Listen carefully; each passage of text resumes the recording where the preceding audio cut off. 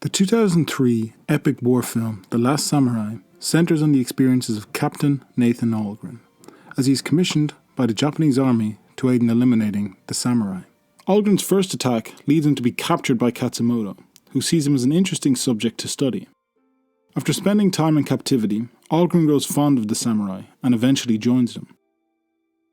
Algren's likeness was actually based on Jules Brunet, a French military officer who served as the Tokugawa shogunate during the Boshin War in Japan. At the forefront of this story is a man reeling from the trauma he's inflicted on native populations, and what he's willing to sacrifice to right that wrong.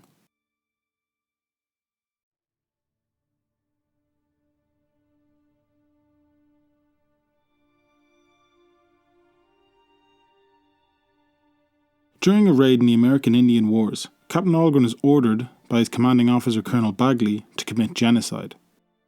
Algren's regiment unleashed brutal violence on fleeing Native American women and children. The scene is particularly heinous as we watch them fall to the ground and die unceremoniously. This trauma haunts Algren in his later days. Such trauma never fully leaves the soul, no matter what you do. It can be dealt with and forgiven, but Algren relies on alcohol to numb the emotional guilt. The powerful scene where he screams for sake in Taka's home is particularly affecting.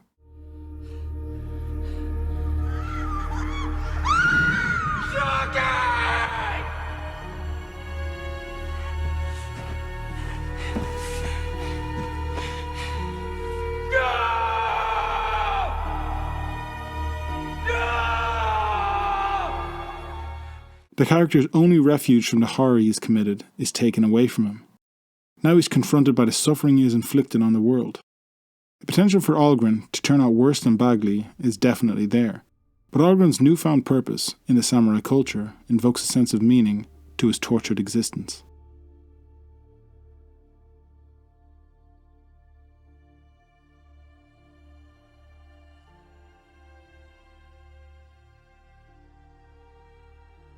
After overcoming the harrowing effects of alcohol withdrawals, Algren slowly transitions to life with his captors. Katsumoto studies Algren's journals and his views on life. To Katsumoto, Algren's undignified and rash nature is fascinating. During the first battle scene, he saw Algren as a white tiger that would never give up unless put down.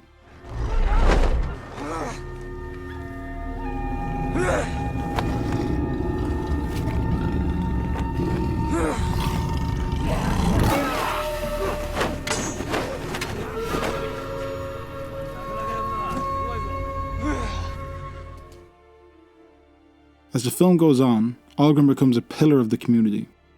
He puts up a courageous fight against Amura's assassins and forms a strong bond with Taka's two children. It is however when Algren and the samurai visit Tokyo again that his true metamorphosis becomes apparent. Katsumoto is taken hostage and an assassination attempt is made on Algren. The scene has a surreal tone to it. The fast-paced action, then juxtaposed with the slow motion, unsettles the viewer. We are exposed to a turmoil within Algren and are privy to his intimate relationship with violence. We've evolved for thousands of years and reached the top of the food chain through brutality. This violence has slowly subsided to the shadows with the emergence of polite civil society. However, this undercurrent of violence still remains dormant in every one of us. Captain Nathan Algren has allowed this undercurrent to emerge and uses it effectively as the samurai have. The assassin's threat holds no real value to Algren, as the nature of the samurai prioritizes mental acuity ahead of physical brawn. It is a way of life rather than merely a brute wielding a blade.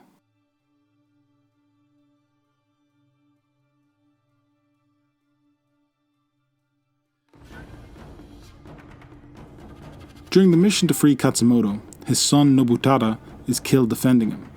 The sacrifice is endemic of the samurai code and their selfless qualities. The samurai are nonetheless vicious killers who will fight to the death and are always ready to die. This is a quality that makes them a truly horrendous foe to fight against. Colonel Bagley, along with the businessman turned General Nomura, engage in open warfare with Algren and Katsumoto. The war is brutal and unyielding in its violence.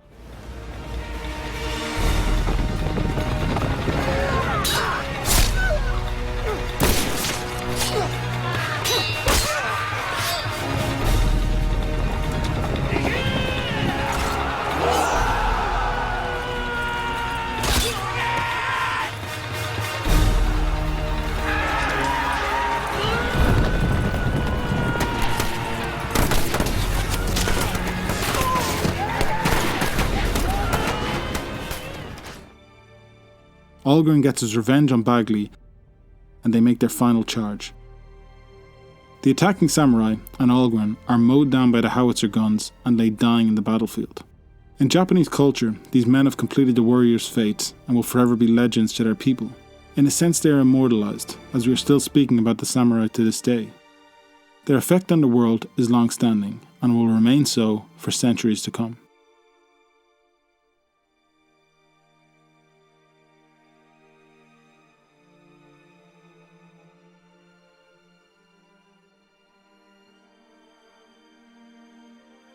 The film The Last Samurai has come under criticism for merely viewing Japanese culture through a Western lens and treating it as another white savior story.